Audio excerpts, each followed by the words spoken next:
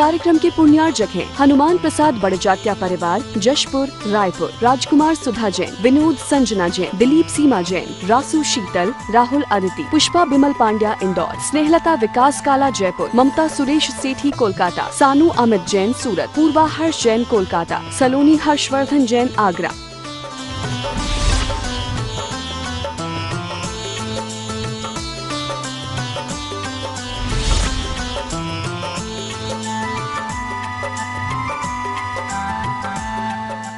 जय जिनेंद्र। पाठशाला के इस कार्यक्रम में आजकल हम व्रतों की चर्चा कर रहे हैं। पिछले कार्यक्रम में हमने अणुव्रत की चर्चा की, फिर गुणव्रतों की भी चर्चा कर ली। श्रावक के 12 व्रत होते हैं, 12 अच्छे काम होते हैं और वो 12 व्रतों में 5 अणुव्रत, 3 गुणव्रत और 4 शिक्षाव्रत कहलाते हैं। 5 अणुव्रतों की, 3 गुणव्रतों की चर्चा हमने कर ली। आज हम 4 शिक्षाव्रतों की चर्चा करेंगे। हमें उम्मीद है आपको शिक्षाव्रतों की चर्चा बहुत अच्छी लगेगी। शिक्षाव्रत किसे कहते हैं? शिक्षाव्रत की डेफिनेशन क्या है? जो व्रत श्रावक को मुनि बनने की शिक्षा, आगे बढ़ने की शिक्षा देते हैं, उन्हें हम कहते हैं शिक्षाव्रत। इन व्रतों के पालन करने से श्रावक और मजबूत हो जाता है और मजबूत होने के बाद आगे बढ़ने की ओर, क्षुल्लक, एलक या मुनि बनने की ओर चल पड़ता है और धीरे धीरे अपनी पर्याय को सफल कर लेता है। तो इनका नाम रखा गया शिक्षाव्रत। शिक्षाव्रत के कितने भेद होते हैं? शिक्षाव्रत के 4 भेद हैं। सामायिक शिक्षाव्रत, प्रोस्थोपवास शिक्षाव्रत, तीसरा भोगोपभोग परिमाण शिक्षाव्रत और चौथा अतिथि संविभाग शिक्षाव्रत। शिक्षाव्रत के 4 भेद हैं। सामायिक शिक्षाव्रत का क्या स्वरूप है? इसमें हमें क्या करना होता है? जो व्रती होते हैं वे सामायिक शिक्षाव्रत धारण करते हैं। सामायिक शिक्षाव्रत में क्या करना होता है? इसके लिए उन्हें, जो सामायिक शिक्षाव्रत वाले होते हैं, उन्हें सुबह, दोपहर और शाम 3 समय सामायिक करनी होती है। सामायिक कैसे होती है? अपने मन से खोटे विचार हटा दें, मन को बिल्कुल स्थिर बना लें। स्थिर बना के एकांत स्थान में, जहाँ कोई डिस्टरबेंस नहीं हो, वहाँ पहुँच जाएं। किस लिए हमें सामायिक करनी है? मैं यहाँ सामायिक की विधि बता रहा हूँ। जितने भी महानुभाव इस टीवी को देख रहे हैं और जिनकी उम्र 50-60 से ऊपर है, महिला हो या पुरुष, उनको सामायिक करना प्रारंभ कर देना चाहिए। सामायिक कैसे हो रही है वो बता रहा हूँ। एकांत स्थान में पहुँच जाएं। एकांत स्थान में पहुँच के सबसे पहले खड़े हो जाएं, पूर्व या उत्तर की ओर मुख करके। मान लीजिए पूर्व की ओर मुख करके आप खड़े हो गए सीधे। खड़े होने के बाद आपने फिर 9 बार नमोकार मंत्र पढ़ा। नमोकार मंत्र पढ़ने के बाद फिर आपने मन में चिंतन किया, इस पूर्व दिशा में जितने भी सिद्ध क्षेत्र हैं, जितने भी पंच परमेष्ठी विराजमान हैं, जितनी भी जिन प्रतिमाएं हैं, निर्वाण क्षेत्र हैं, मैं उन सबको वंदना करता हूँ। इतना, इसे कहते हैं नमोस्तु। इन्हें कहते हैं आवर्त। देखिए ध्यान से, 3 बार आवर्त करें और एक नमोस्तु करें। पहले पूर्व दिशा में 9 बार नमोकार मंत्र हमने पहले पढ़ लिया। इसके बाद खड़े खड़े आप घूम जाएं। घूमे किधर? दक्षिण दिशा की तरफ। फिर दक्षिण दिशा की तरफ होके फिर 9 बार नमोकार मंत्र पढ़ें, हाथ नीचा करके, और उसके बाद फिर कहें, इस दक्षिण दिशा में जितने भी जिनालय हैं, जिन बिंब हैं, मुनिराज, पंच परमेष्ठी जितने भी हैं, मैं उन सबकी मन वचन काय से बड़ी भक्तिभाव से वंदना करता हूँ। उस समय भी 3 आवर्त करें और वंदना करता हूँ के बाद एक नमोस्तु करें। उसके बाद दक्षिण दिशा से आप मुड़ जाएं पश्चिम दिशा में और पश्चिम दिशा से घूम के आ जाएं उत्तर दिशा में, अर्थात खड़े होके चारों दिशाओं में 9 बार नमोकार मंत्र पढ़ना है। चारों दिशाओं में जितने भी सिद्ध क्षेत्र हैं, तीर्थ क्षेत्र हैं, जितने भी जिनालय जिनबिंब हैं, जितने परमेष्ठी विराजमान हैं, उन सबको नमस्कार करना है और एक नमोस्तु करना है। जब चारों दिशाओं में ऐसा कर चुके तब अंत में उत्तर या पूर्व की ओर मुख करके आप आसन से बैठ जाएं। अब आपको क्या करना है, आपने संकल्प लिया कि मैं 2 घड़ी माने 48 मिनट तक सामायिक करूंगा। उसमें फिर आपको क्या करना है, आप अपनी आत्मा का चिंतन करें। आत्मा का चिंतन कैसे करें? शास्त्रों में आत्मा का जो परिचय दिया है उस परिचय को आप अपने मन में बार बार चिंतन करके लाएं। मेरी आत्मा कैसी है, मेरी आत्मा का गुण क्या है, मेरी आत्मा का वर्तमान में आकार क्या है, मेरी आत्मा की अवस्था कैसी है, मेरी आत्मा क्या करती है, मेरी आत्मा क्या करती क्या भोगती है। इन सब की आप अपने अपने मन में चिंतन करें। आप ये भी कर सकते हैं, हिंदी का जो सामायिक पाठ है, काल अनंत भ्रमयो जग में, किताब लेके पूरे सामायिक पाठ का आप पाठ करें। आप ये भी कर सकते हैं, संस्कृत का एक पाठ है, सत्येषु मैत्रीम गुणिषु प्रमोदम, उस पाठ को आप अच्छी तरह से उच्चारण करें और उच्चारण के साथ साथ उसके अर्थ का विचार करें। आप ये भी करें कि आलोचना पाठ बोले, हे भगवान मुझसे नित्य प्रति कितनी गलतियां होती हैं, कितने प्रकार के दोष होते हैं, भगवान मेरे वो सब दोष मिथ्या हों। सामायिक में क्या करना होता है, आत्मचिंतन करें, अपने दोषों के बारे में सोचें। तीसरी बात, भगवान की वंदना भी करें और भगवान की वंदना भी उसमें आप कर सकते हैं। आप मेरी भावना का चिंतन भी कर सकते हैं, आप वैराग्य भावना भी बोल सकते हैं, आप 12 भावनाओं का पाठ भी कर सकते हैं। आप इस तरह निरंतर 48 मिनट तक चिंतन करें, लेकिन चिंतन करते समय सांसारिक विकल्प मस्तिष्क में नहीं आने चाहिए। किससे क्या लेना क्या देना, किससे बात करनी, किसी का फोन मोबाइल हल्ला गुल्ला, सबसे दूर एकांत में सामायिक करनी होती है। इसलिए सामायिक का काल उन्होंने रखा मॉर्निंग में, सूर्योदय से पूर्व सामायिक कर लें, ताकि बाद में जब हलन चलन शुरू हो उससे पहले ही हमारी सामायिक पूरी हो जाए। और दोपहर और शाम को भी शांत वातावरण में सामायिक करें। सामायिक शिक्षाव्रत वाला जो श्रावक होता है वो सुबह दोपहर और शाम 3 टाइम कम से कम 2 घड़ी, 1 घड़ी का मतलब 24 मिनट, 2 घड़ी का मतलब 48 मिनट तक सामायिक करता है। अगर 3 बार न कर पाए तो 2 बार तो करता ही करता है। ऐसा करने से क्या होता है, ऐसा करने से अपने स्वरूप का भान रहता है।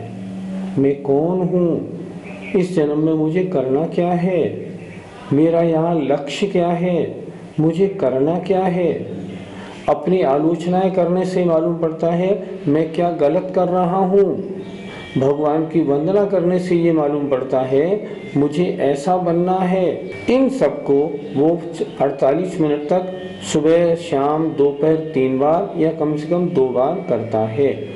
ऐसा करना सामायिक शिक्षाव्रत है। दूसरा शिक्षाव्रत कौन सा है, जरा उसके बारे में भी हमें जानकारी दे दीजिए। दूसरे शिक्षाव्रत का नाम है प्रोष्ठोपवास शिक्षाव्रत। 2 शब्दों से बना है, प्रोषद और उपवास। प्रोषद माने एक बार भोजन करना, उपवास माने पूरा उपवास रखना। प्रोष्ठोपवास 3 तरह से होता है। सबसे अच्छा प्रोष्ठोपवास व्रती का कैसे होता है, सप्तमी के दिन वह एकासन करे, अष्टमी के दिन उपवास रखे और नवमी के दिन फिर एकासन करे।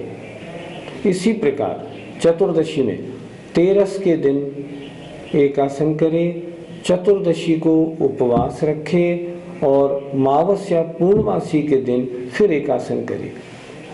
एकासन का मतलब होता है प्रोषद और उपवास का मतलब होता है उपवास, और दोनों को मिलाने से शब्द बना प्रोष्ठोपवास। ये कब करना पड़ता है?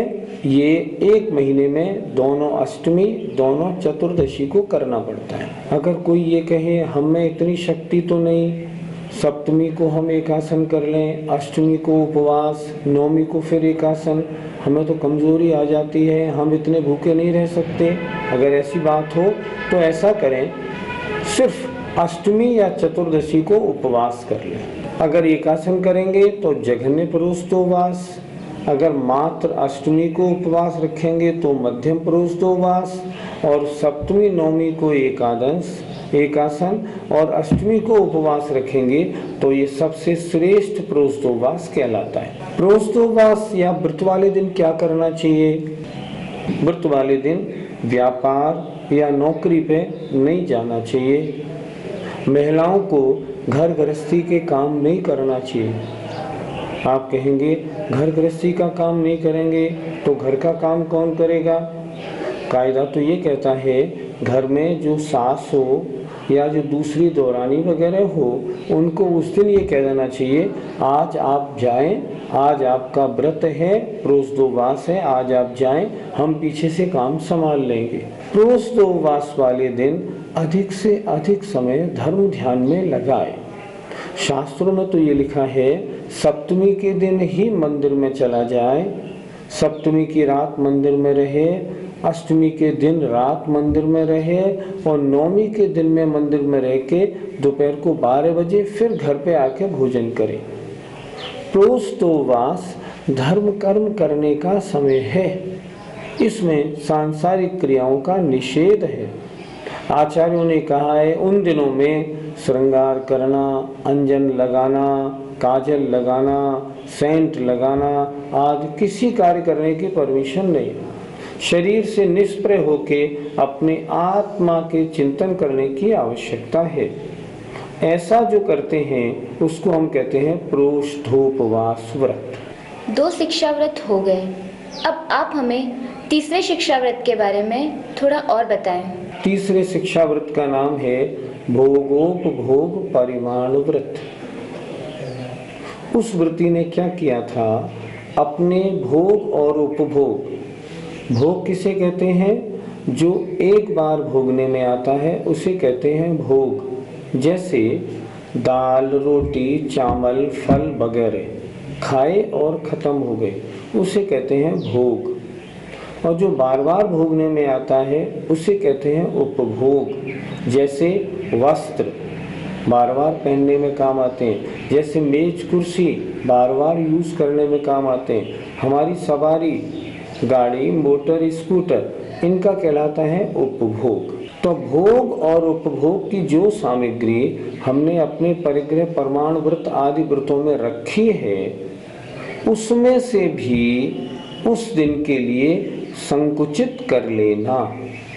एग्जाम्पल, आपने नियम लिया मैं 20 साड़ी रखूंगी, ठीक है। अब 20 साड़ी में सुबह उठे नियम ले लिया मैं आज दिन में 1 साड़ी पहनूंगी, बस। मैं आज दिन में मात्र 2 बार भोजन करूंगी, मैं आज दिन में पेय पदार्थ 1 बार लूंगी। तो वो व्रती रोजाना उस चार्ट को फिलअप कर लेता है, 2 मिनट लगते हैं। आज मैं इतनी बार नहाऊंगा, इतनी बार खाऊंगा, इतनी बार ऐसा करूंगा। इससे क्या होता है? भोग और उपभोग प्रमाण व्रत लेने से जो ज्यादा की इच्छा थी वो समाप्त हो जाती है।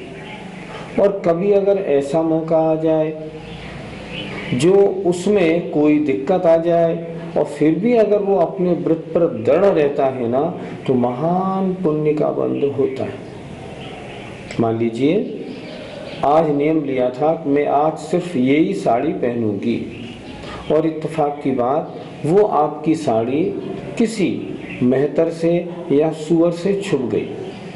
अब क्या करें, अब तो ये अशुद्ध हो गई, तो अब क्या करेंगे, आपको अशुद्ध ही पहननी पड़ेगी उस दिन, या आप किसी तरह से उसको तुरंत धो के सुखा के उसी को पहनेंगे, दूसरी नहीं लेंगे।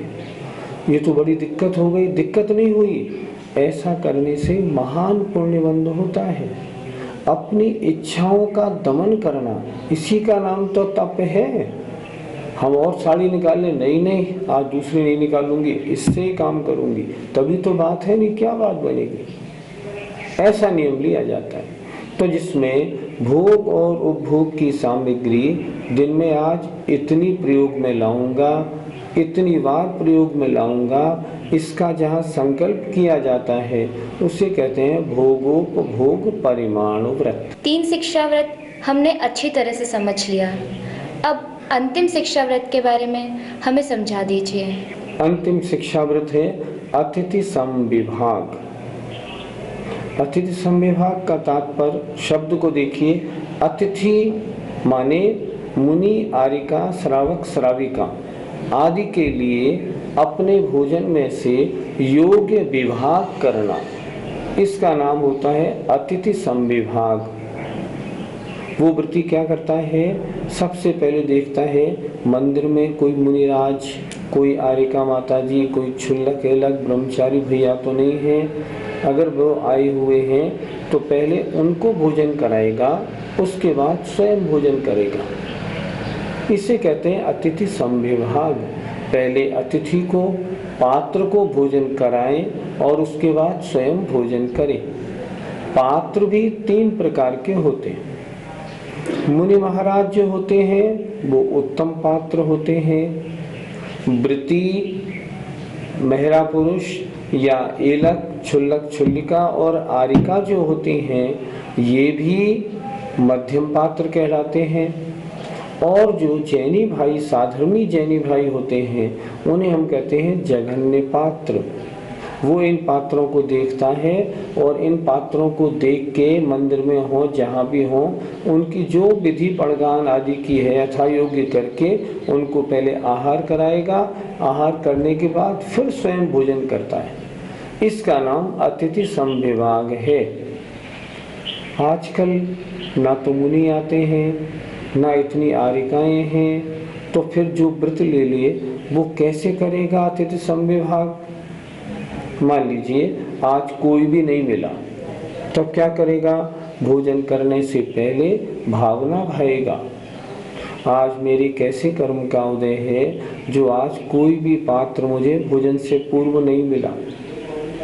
मैं भावना भाता हूँ कि पूरे मध्यलोक में, पूरे मनुष्य लोक में जितनी भी मुनि, आरिका, श्रावक और श्राविकाएं हैं वो सब का सब उनका निरंतराय आहार हो, निरंतराय आहार हो, ऐसी भावना करता है। और भावना करने के बाद फिर अपना भोजन करता है। इसका नाम कहते हैं अतिथि समविभाग। इसको हम दूसरे शब्दों में ये भी कह सकते हैं दान देना। पहले आहार दान दे और उसके बाद भोजन करे।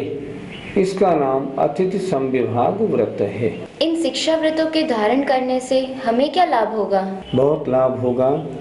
इन शिक्षा व्रतों के धारण करने से पुरुषों को आगे मुनि बनने की और महिलाओं को आगे आरिका बनने की शिक्षा मिलेगी।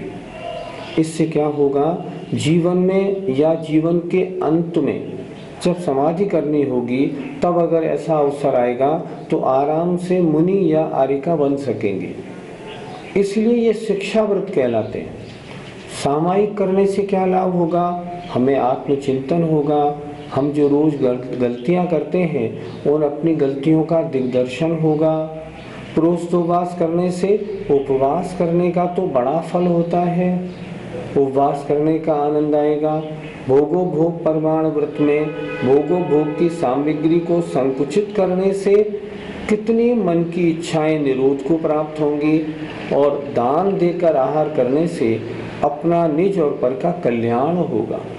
इस तरह ये शिक्षाव्रत जो हैं ये बड़े कल्याणकारी हैं और हमारे लिए बड़े आवश्यक, मोक्ष मार्ग में बड़े सहायक हैं। इसलिए व्रतों को जब भी धारण करें ना तो 12 व्रतों को धारण करना चाहिए। कुछ गलत कार्य ऐसे हैं जिन्हें हम कभी नहीं करते, लेकिन हम व्रत भी नहीं लेते क्योंकि हमें यह डर हमेशा लगा रहता है कि अगर हमने व्रत ले लिया तो कहीं भूल चूक से यह व्रत टूट ना जाए। क्या हम सही करते हैं? जो उस वस्तु का प्रयोग नहीं करते पर नियम नहीं लेते, इसका मतलब उनका मन अभी कच्चा है। वो सोचे बैठे हैं नियम नहीं लेंगे, कभी ये चीज सामने आ जाएगी और मजबूरी होगी तो इसका प्रयोग कर लेंगे। जिनके मन में ऐसा कच्चापन होता है वो नियम नहीं लेते। हमें नियम लेते समय डरना नहीं चाहिए। किसी अच्छे साधु महाराज के पास जाके उनसे अपनी बात रख के उनसे नियम लेना चाहिए। साधु महाराज को चाहिए वो आपको अच्छी तरह से बता दें कि आपको इस तरह पालन करना है, ये गड़बड़ियाँ, ये गलतियाँ आपसे हो सकती हैं। वो आपको अच्छी तरह समझा दें, आप भी अच्छी तरह समझ लें। अच्छी प्रकार समझकर इन व्रतों को लेना चाहिए। व्रत लेने का महान पुण्यबंध होता है, इसलिए व्रत लेने चाहिए, डरना नहीं चाहिए। व्रत लेने के बाद यदि किसी व्रत में हमसे भूल चूक हो जाए तो फिर हमें क्या करना चाहिए? भूल चूक 2 प्रकार की होती है। एक भूल चूक छोटी होती है, एक बड़ी होती है। छोटी भूल चूक का मतलब होता है, जैसे मान लो मैं अष्टमी को, चतुर्दशी को हरी नहीं खाता। कभी विदेश में जाने का मौका पड़े और कोई बताने टोकने वाला नहीं हो और अगर अष्टमी को मान लो हरी खाने में भूल से आ जाए तो ये छोटा दोष है। जैसे अगर आज अष्टमी के दिन मैंने हरी खा ली तो मैं अब कल हरी बिल्कुल नहीं खाऊंगा, ऐसा नियम ले लेना चाहिए। इस तरह का नियम ले लिया जाता है अगर छोटी कोई दोष हो तो। अगर दोष बड़ा हो जाए तब क्या करें? तब गुरु के पास जाएं। अगर गुरु न मिले तो अपने शहर के जो बड़े विद्वान हों उनके पास जाएं, उन्हें अपना दोष बताएं कि मुझसे ये गलती हो गई है, मुझे क्या प्रायश्चित लेना चाहिए। तो वो जो दोष बताएं वो प्रायश्चित ले लेना चाहिए और उस प्रायश्चित के लेने से वो दोष शुद्ध हो जाता है। लेकिन अगर कभी कोई बड़ा दोष हो तो, जैसे मान लो किसी लेडी ने मेरे बच्चा ना हो इस इच्छा होने के कारण अपना एबॉर्शन करा लिया। एबॉर्शन कराना महान पाप का काम है, महान पाप का काम है। अगर उसने करा लिया, बाद में उसको अपनी गलती महसूस हुई, तब क्या करें? किन्हीं आर्यका माता जी के पास जाएं, किन्हीं आचार्य के पास जाएं, अपना दोष बताएं। वो जो प्रायश्चित दें उस प्रायश्चित को स्वीकार करें। इससे क्या होगा? इससे व्रत पुनः शुद्ध हो जाएगा।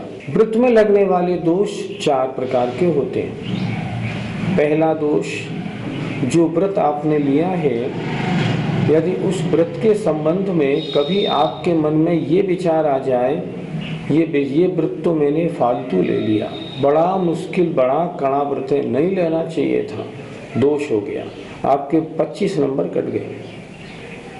कभी लिए हुए व्रत की आप सामग्री, मान लो आपने नियम ले रखा है मैं आलू नहीं खाऊंगा, और कभी मन चला और आप बाजार से आलू खरीद के ले आए और रसोई में चुपचाप रख दिया।